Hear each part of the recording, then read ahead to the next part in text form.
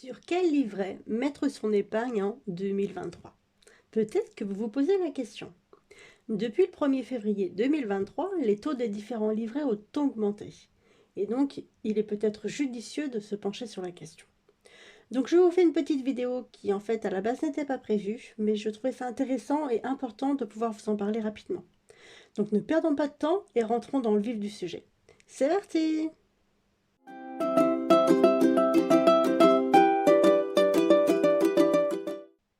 Bonjour à tous et bienvenue sur la chaîne Merci Budget. Tout d'abord, j'espère que vous allez bien en ce début de mois de février. Pour ma part, je dois vous dire que je suis plutôt contente que le mois de janvier se soit terminé. J'en ai un petit peu marre de l'hiver, de devoir gratter les carreaux le matin. Donc là, je suis contente. Depuis quelques jours, on a du soleil, il fait bon.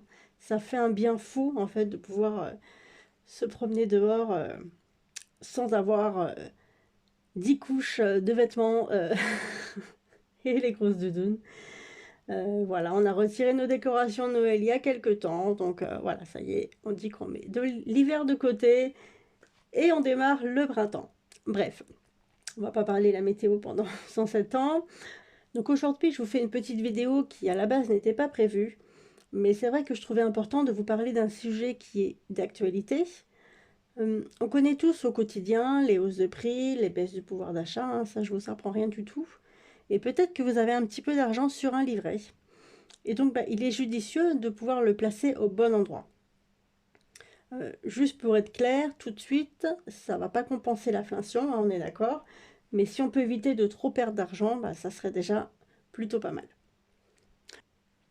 Puisque vous le savez sûrement, hein, mais quand on place son argent sur des livrets qui ont un taux inférieur à l'inflation, on perd de l'argent. Hein. On a beau mettre de l'argent de côté, épargner, on perd de l'argent. C'est vrai que il faut être conscient de tout ça. Juste pour vous donner un petit exemple, un produit qui coûte aujourd'hui 100 euros, si on a une inflation de 5,2% en un an, comme on a connu hein, l'année dernière en 2022, ce produit qui coûtait 100 euros, dans un an, il coûtera 105 euros. 105,20 euros précisément. Si on place ces mêmes 100 euros sur un livret d'épargne qui est à 3% par exemple, dans un an, on aura 103 euros. Donc au final, on aura perdu 2,20 euros. Alors je ne dis pas qu'il faut tout acheter maintenant hein, et pas mettre d'épargne bien sûr. Bien au contraire, hein, c'est vrai que je le répéterai jamais assez, hein, mais c'est vraiment très très important d'avoir de l'épargne, que ce soit pour se constituer un fonds d'urgence ou pour avoir des projets futurs. Et c'est pour ça que si on peut placer sur le livret qui a le meilleur taux, forcément on limitera la casse tout en épargnant. Alors, comme je le disais, depuis le 1er février 2023, les taux des livrets d'épargne réglementés ont augmenté, comme tous les ans en fait. Alors aujourd'hui, je vais vous parler des livrets qui sont les plus classiques, que vous devez déjà sûrement connaître. Mais c'est vrai que je préfère refaire un petit point pour être sûr que ça soit le cas. Et à la fin de la vidéo, je vous parlerai d'un livret que peut-être vous connaissez déjà, mais peut-être que vous pensez que vous n'avez pas le droit à ce livret. Alors restez bien jusqu'à la fin de la vidéo et vous verrez que sûrement ce n'est pas le cas. Alors là, ce sont des livrets qui sont dits sans risque, puisqu'effectivement, ce sont des choses qui sont réglementées. Ce sont des livrets où l'argent reste disponible à tout moment. Ça, c'est vrai que c'est important. L'argent n'est pas bloqué. Donc, c'est rassurant. Cet argent, si on en a besoin pour une raison X ou Y, on peut aller le récupérer à tout moment. Si c'est une grosse somme, il faudra prévenir la banque avant, 48 heures avant. Mais dans l'absolu, on peut retirer tout notre argent à n'importe quel moment. Donc ça, c'est quand même assez important et assez rassurant. Alors le premier livret dont je vais vous parler, c'est un livret qui est très connu, c'est le livret A. C'est un placement dont le taux d'intérêt est fixé par l'État en tenant compte de l'inflation. Donc c'est vrai que s'il augmente, c'est parce que nous avons une nette augmentation des prix. Mais bon, ça encore, on n'avait pas besoin du livret A pour nous l'apprendre, hein, on s'en était rendu compte. Bref, toujours est-il que son montant donc, a augmenté. Alors je vais vous expliquer un petit peu comment ça marche. Donc qui peut ouvrir un livret A? Alors tout d'abord, c'est un livret qui est accessible à tous, que tout le monde peut ouvrir, que l'on soit mineur ou majeur. En fait, il est considéré comme le placement préféré des Français, puisqu'il y a presque 55 millions de personnes qui possèdent un livret A. Voilà. Comment est-ce qu'on peut en ouvrir un? Alors, il faut déjà savoir en fait qu'on ne peut avoir qu'un seul livret A par personne. En revanche, on peut le cumuler avec d'autres comptes, comme par exemple le livret de développement durable et solidaire, le livret jeune ou le livret d'épargne populaire. Alors, son ouverture est gratuite. Le montant minimum pour ouvrir un livret A, c'est 10 €. Et ensuite, on peut verser l'argent déconvenu. Ensuite, je vais vous parler des retraits. Alors, on peut retirer l'argent à tout moment, gratuitement, et à partir de 10 €. Les retraits se font avec une carte de retrait, en fait, dans les distributeurs ou au guichet, tout simplement. Quel est le plafond du livret A? Alors, le montant maximum que vous pouvez mettre sur votre livret A, il est fixé à 22 950 € si on est un particulier. Je ne vais pas rentrer dans les détails pour les autres cas. Sachez donc que pour un particulier, c'est 22 950 €. Et ensuite, son taux, le taux du livret A, il était à 2%. Et donc, depuis le 1er février, il est passé à 3%. Donc, ce taux de 3%, ça a été voté jusqu'au 31 juillet 2023 pour le moment, puisque le taux, en fait, est révisé 2 fois par an. Il est révisé en janvier et en juillet. Et l'application se fait le mois d'après. Donc là, le taux a été voté en janvier 2023 et donc c'est une application au 1er février 2023. Donc il y aura un nouveau taux au mois de juillet avec une nouvelle application au mois d'août. Alors donc on est bien d'accord, ça ne compense pas l'inflation, mais c'est vrai qu'on limite quand même la casse. Alors par exemple, si vous avez 5 000 € sur votre livret A, à 2%, il vous rapportait 100 € à la fin de l'année. Et désormais, à 3%, il vous rapporte 150 € au bout d'un an. Juste petite précision, l'argent que vous mettez sur votre compte, pour qu'il y ait 3% qui soit pris en compte, il faut que l'argent soit laissé sur ce livret toute l'année, puisque c'est 3% par an. Au niveau de la fiscalité, c'est 3% net, c'est-à-dire que les intérêts sont exonérés d'impôts sur le revenu et de prélèvements sociaux. Dans notre exemple, on avait 150 €, c'est 150 € que vous avez dans la poche. Il n'y a pas de prélèvements qui sont faits dessus. Donc voilà, c'est tout pour le livret A. Si vous avez des questions, vous n'hésitez pas à me les mettre en commentaire. Et maintenant, on va passer au deuxième livret dont je vais vous parler. Alors, le deuxième livret dont je vais vous parler, c'est le livret de développement durable et solidaire, le LDDS. Avant, ça s'appelait le Codévi. Peut-être que vous en avez déjà entendu parler. Alors, qui peut ouvrir un livret de développement durable et solidaire? En fait, toute personne qui est majeure et qui habite en France. Quand je parle de la France, je parle de la France métropolitaine et l'outre-mer. Il faut savoir aussi qu'un mineur peut ouvrir un livret de développement durable et solidaire s'il a une imposition en fait qui est séparée. Alors comment en ouvrir un? En fait, il faut savoir qu'il n'y a pas de montant minimum, mais en général, la plupart des banques demandent un versement minimum de 15 € pour l'ouverture. Et ensuite, les versements sont libres et gratuits. Pour les retraits, comment ça se passe? Les retraits se font à tout moment, puisque l'argent est disponible, et les retraits sont gratuits. Ça se fait avec une carte de retrait qui est valable en général dans les distributeurs du réseau de la banque.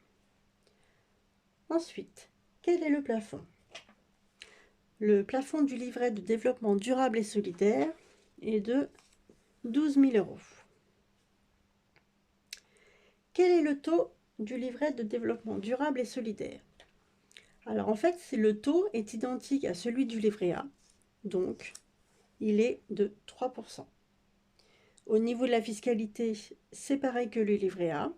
Les intérêts sont exonérés d'impôts sur le revenu et de prélèvements sociaux. Ces 3% sont nets dans la poche.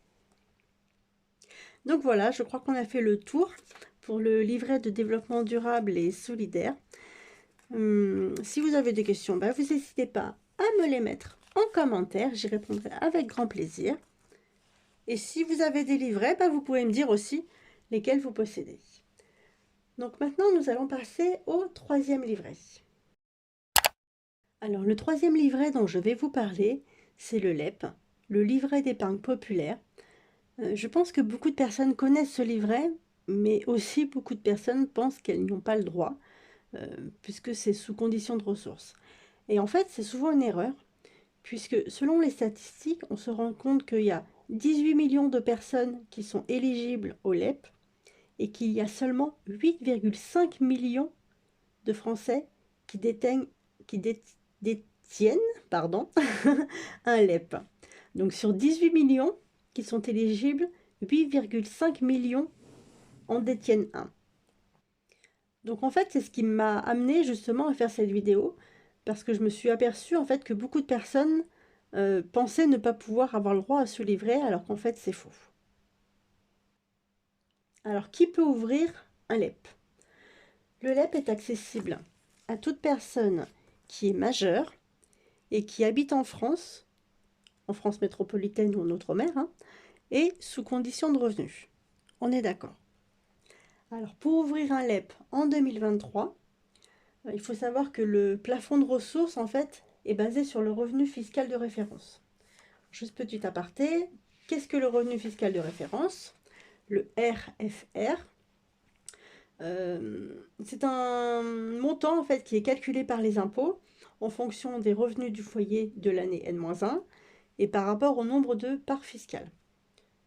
Ce RFR, ce revenu fiscal de référence, il est souvent demandé en fait lorsqu'on veut bénéficier d'aides sociales pour la bourse, pour l'attribution d'un logement social, pour l'attribution d'un prêt à taux zéro. Enfin bref, il est souvent demandé, donc c'est vrai que c'est un montant qui est important.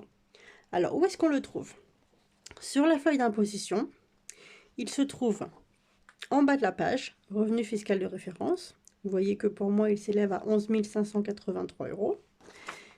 Ou au dos de la feuille, ici, la ligne 25, le revenu fiscal de référence. On retrouve le même montant, 11 583 €. Voilà. Donc ça, c'est par rapport à ce montant de revenu fiscal de référence que l'on peut savoir en fait si on a le droit ou pas de bénéficier du LEP. Alors, quel est le plafond du revenu fiscal de référence qu'il ne faut pas dépasser pour pouvoir ouvrir un LEP en 2023? Donc, le plafond, par exemple, pour une personne seule qui vivrait en France métropolitaine, il est de 21 393 €. Donc, je ne sais pas si vous vous rendez compte, mais on vient de voir donc, que sur mon avis d'imposition, le montant de mon revenu fiscal de référence est de 11 583 €. Donc on est bien loin des 21 993 €. Donc je pense que la plupart des personnes pensent effectivement que ce LEP est réservé aux très petits salaires. Or, on peut voir que en fait, ce n'est pas du tout le cas. Et c'est pour ça qu'il y a 10 millions de Français qui n'ont pas de LEP, alors qu'elles pourraient en avoir un. Donc vraiment, allez voir en fait sur votre avis d'imposition, votre revenu fiscal de référence, parce que beaucoup de personnes ont le droit d'ouvrir un LEP. Donc ça, c'est le montant pour une personne seule qui vit en France métropolitaine. Vous avez ici le tableau en fonction du nombre de parts. Voilà, si vous avez des enfants, etc. Et puis, si vous vivez en outre-mer, vous avez d'autres plafonds, en fait, qui seront plus élevés. Puisque la vie coûte plus cher, donc ces montants seront un petit peu plus élevés. Voilà, donc on peut voir pour une seule personne, 21 393 €. C'est écrit noir sur blanc. Voilà donc pour le plafond de revenus. Ensuite, comment ouvrir un LEP? Alors, il faut savoir qu'on peut ouvrir qu'un seul LEP par personne et que le montant minimal pour ouvrir un LEP, c'est 30 €.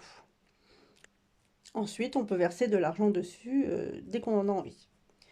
Pour les retraits se font à tout moment, puisque c'est toujours de l'argent qui est disponible. Le minimum de retrait, c'est 10 € et c'est gratuit. Quel est le plafond du LEP? Donc là, c'est son seul inconvénient au LEP, c'est que le plafond, il est assez bas par rapport aux autres livrets, puisque là, le plafond minimum, c'est 7 700 €. On ne peut pas mettre plus de 7 700 € sur le LEP. Bon, voilà. Et quel est le taux? Donc on a vu par exemple que le livret A avait un taux de 3%. On a vu que le livret de développement durable et solidaire avait un taux aussi de 3%. Et bien là, pour le LEP, le 1er février 2023 et donc jusqu'au 31 juillet 2023, puisqu'il sera aussi réévalué en août, son montant est de 6,10% par an. Donc on voit que c'est quand même plus du double que le livret A ou le livret de développement durable et solidaire. Donc c'est vraiment important de voir si vous y avez le droit ou pas. Au niveau de la fiscalité, c'est pareil que le livret A ou le livret de développement durable et solidaire, c'est exonéré d'impôts et de prélèvements sociaux. Pour vous donner un exemple, si vous avez 5 000 € et que vous les placez sur votre livret A qui est à 3%, à la fin de l'année, donc ça vous rapporte 150 €. Sur le livret de développement durable et solidaire, pareil, 150 €, puisque le taux est à 3%. Si vous les placez là sur le LEP, qui est à 6,10%, vous aurez 305 €. Donc c'est quand même pas négligeable comme différence. Donc vraiment, vraiment, vraiment, allez vérifier. Ça prend 2 minutes d'aller vérifier. Vous prenez votre avis d'imposition, vous regardez votre revenu fiscal de référence. Si vous êtes en dessous des 21 393 € pour une personne seule, si vous voulez avoir les autres montants, vous les trouvez tout simplement sur le site du gouvernement. En fonction du nombre de parts, vous avez les plafonds et vous voyez si vous êtes éligible ou pas. Voilà, donc on a terminé pour le livret d'épargne populaire. Si vous avez des questions, encore une fois, vous me les posez en commentaire. J'y répondrai vraiment avec un grand plaisir. Et vraiment, vraiment, encore une fois, je me répète, mais allez vérifier si vous avez le droit au LEP. Alors, il existe d'autres livrets, mais je vais passer dessus assez rapidement. Il s'agit des livrets bancaires. Donc ça, ce sont des livrets qui sont proposés par la banque. C'est la banque qui va définir le taux, les conditions. Alors bien souvent, ça va être pour faire venir des nouveaux clients. Le taux va être assez alléchant, il faut le dire, mais c'est vrai que ça va être sur quelques mois seulement. En général, c'est sur 3 mois. Donc au final, si on ramène le taux à l'année, ça sera inférieur à un autre livret. Et ensuite, c'est des livrets qui sont en général imposables à 30%. Donc c'est vrai que ça ne vaut pas forcément le coup d'ouvrir un livret bancaire. Mais à regarder. Ensuite, je vais vous parler du livret jeune. Puisque c'est vrai que même si ça concerne qu'une partie de la population, ça peut être intéressant de savoir en quoi il consiste. Donc ce livret, il est réservé aux personnes de 12 à 25 ans. Le montant minimum, c'est 10 € pour l'ouverture. Et les retraits peuvent se faire sur autorisation si le mineur a moins de 16 ans. Le plafond est de 1 600 € et le taux est au minimum à 3% et il est exonéré d'impôts. Donc il existe d'autres livrets comme le compte épargne logement, le plan épargne logement, les comptes à terme, le compte épargne retraite. Mais c'est vrai que je ne vais pas vous encombrer la tête avec cela aujourd'hui. J'avais vraiment envie de vous parler des principaux livrets et notamment du LEP, puisque c'est vrai que le LEP, c'est souvent un livret dont on ne pense pas. Et pourtant, comme je vous disais, beaucoup de personnes y ont le droit. Donc c'est vraiment le but de ma vidéo d'aujourd'hui, c'est de vous parler de ce LEP. Alors, petit aparté, je voulais juste vous mettre en garde sur toutes les offres qui peuvent paraître en fait sur Internet, sur les réseaux sociaux. des gens qui vous proposent des investissements super géniaux, avec des taux exceptionnels. C'est vrai que bah, bien souvent, ça va être de la publicité mensongère, puisque c'est vrai que soit le taux va être assez élevé, mais ça va être que sur 2 ou 3 mois, donc au final, le taux annuel, il sera bien plus bas, ou alors ça sera des placements qui vont être douteux. Alors c'est vrai que bah, si vous avez un profil qui aime prendre des risques, bah, il n'y a pas de souci, hein, vous savez ce que vous faites, il n'y a pas de problème. Mais si vous êtes une personne qui peut pas se permettre de perdre son argent, bah, faites attention aux promesses qui sont trop alléchantes, vraiment au risque de tout perdre. Alors bien sûr, hein, si vous avez déjà votre fonds d'urgence et un petit peu d'épargne sur des livrets et que vous souhaitez ensuite diversifier vos épargnes, là effectivement on prendra un petit peu plus de risques.